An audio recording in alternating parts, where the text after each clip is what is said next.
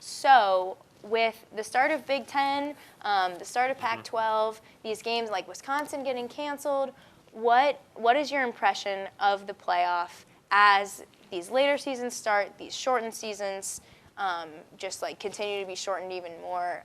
Where do you think what role do you think that plays in the playoff committee's decisions? I think it has to play a role. So we know that the coronavirus is a part of this season. That's just a fact. The Big 12, with Oklahoma State losing that, they've really seemed to take themselves out of the picture. Big 12 is useless. The Big 12 is gone. And the Pac-12, I believe they're on a 6 or 7 game schedule this year. That the only sounds right. potential contender you get there is Oregon. But given their schedule, they don't play a ranked opponent. I think that's too weak, too short of a season to actually give yourself any momentum into the playoff, in the committee's eyes at least. So you already have 2 conferences that are out of the mix there.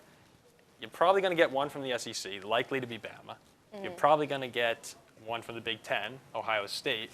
And then that leaves room for Clemson or Notre Dame or perhaps both. ¿Por qué no los dos? So, ¿por qué los dos? So, the team I'm keeping an eye on is Cincinnati.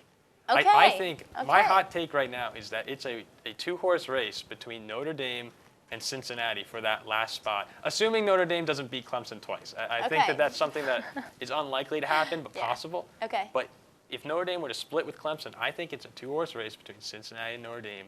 One of them gets into the playoff, and the other one stays home. Okay, Paul, this is the perfect segue. It's like you read my mind. Our next segment is going to be Contender or Pretender. So we're going to pick a team, and we're going to say whether we think they're a contender or a pretender for A, the playoff, and B, the national championship. So coincidentally, the first one is Cincinnati. Boom. It sounds like you're thinking they're a contender, but for the uninitiated at home, I'm just going to run through a couple stats so that way we're all on the same page. Go ahead, hit me. So Cincinnati is undefeated. They're 6th. And their most convincing win so far, though, has been against Army.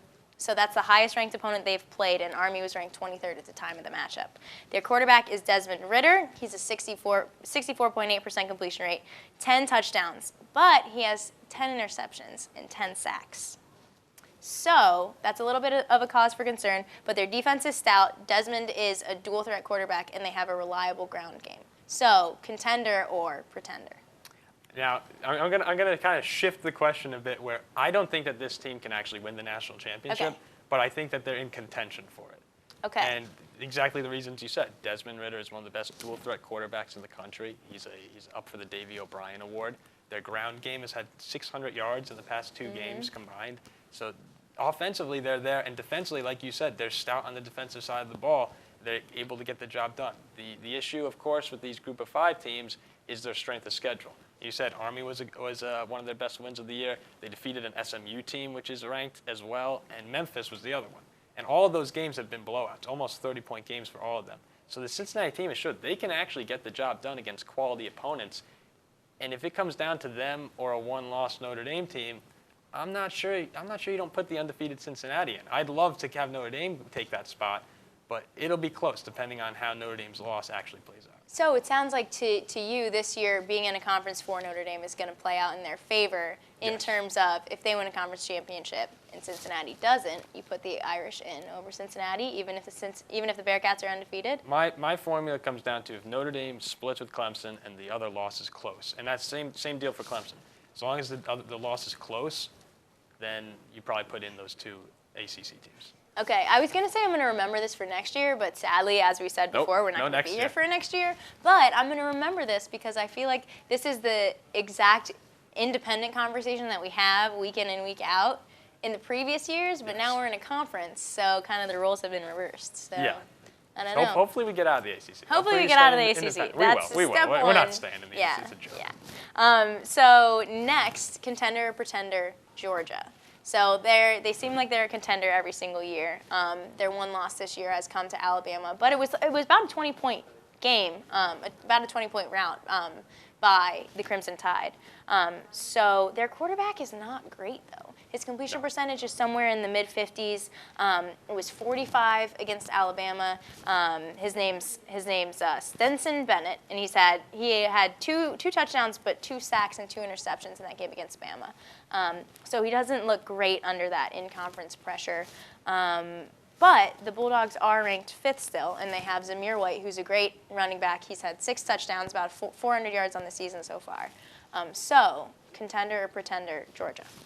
I'm going to say a pretender. Okay. I think that this is a very good team. They deserve the number 5 ranking in the country. But at the end of the day, they're not beating Alabama. They're not going to beat them in the SEC championship game. First, actually, they have to get by Florida. So Right. Florida is 8th, and I think that's another this game week. this week.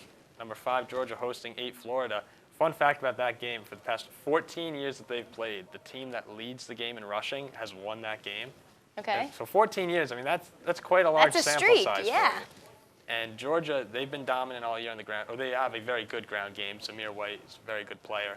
And given the struggles of the Florida secondary this year, I would not be surprised to see Florida try and back up to protect against Bennett, who is an okay quarterback. He can get the job done. Yeah. But that'll open up holes for White to take advantage. So Georgia should win this game, go to the SEC championship game, and then they'll lose to Bama. So if they lose to Bama, then They're they're done. 2 losses and they're out Good of the night. playoff? See you, Georgia. Let's not talk about you anymore. They're done. Okay. All right. So this third one, contender or pretender, this goes out to our guy, Don't do Phil. Boston Don't do it to College me. took Clemson to a close game last week. For all intents and purposes, they had them right where they wanted to go, or right where they wanted them, until they let Clemson score 24 unanswered points. So this Boston College team has lost to 12th ranked UNC 26-22, 23rd ranked Virginia Tech 40-14, and obviously number 1 Clemson 34-28. Phil, has a 61.3% completion rating and 14 touchdowns, but he's been sacked 22 times. That's always been the issue with So- Phil has a lot of trouble when pressure's in his face. We've seen blue and gold games here time and time again where Ian Book comes in, leads the offense down the field. Phil comes in, gets a little pressure, makes a mistake. I'd say I'm a fairly anti-Phil guy, Oh, and okay. that's, there's some drama behind that, actually. But that's There's for drama? That's for another day. That's for another All day. right, Bob. It's from a secondary source. But Phil Jerkovich, I think he's a good quarterback, someone who's helping BC take the right strides towards being a competitive program. In terms of pretender versus contender, I know that BC is not contender this year. You know they're not contender. Yeah. But next year, you could be looking at a team that is top 4 in the ACC. They could perhaps finish in that area. Other than that, though, I like what I'm seeing. They're making the right progress, and Coach Jeff Hafley has done a nice job there. Yeah, and another shout out to one of my Ohio State guys. Jeff Hafley was the offensive coordinator for Ohio State last year, and then obviously he takes that Boston College head coaching job this year. So he's been able to do a lot of good things with the offense. I mean, they're 4-3, they're 8th in the ACC. Boston College, I don't think, is ever really a contender to Not recently. too much of a degree. So. And as you can see, they had a great first half against Clemson. Yeah, It was really I that mean- second half when Clemson turned up the defensive pressure, got in Phil's face that he started to make some mistakes. But it really was a great game, as you can see on the screen here. Yeah, and you can see we've got the first career start for DJ Uyangalele. If anyone could come up to the Shamrock Sports studio and say that 5 times fast, maybe we'll give you a T-shirt or something. Because Paul, I think you and I are going to struggle with that name. It's for the much rest of much the more show, difficult right? than Trevor Lawrence. Yes, I would agree with that. He's Or a Ian good Book. player. Yeah.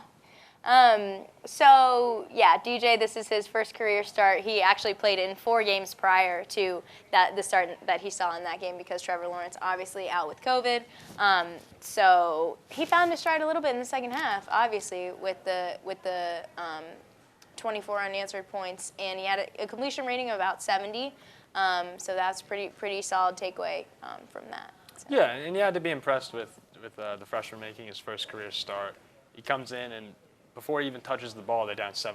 So added on pressure to playing for the number 1 team in the country already. Second half, though, you have to give him credit because that comeback from Clemson, it really was on the legs of Uyangalele. It was Uyangalele. DJ. It was on DJ's But he legs. did it with his arm. That was what was so impressive is coming back in this game, you're down 15 at halftime. He looked really impressive, and he showed a lot of poise that you often don't see in freshman quarterbacks. Yeah. Some poise that you saw actually in Trevor Lawrence when he was a freshman.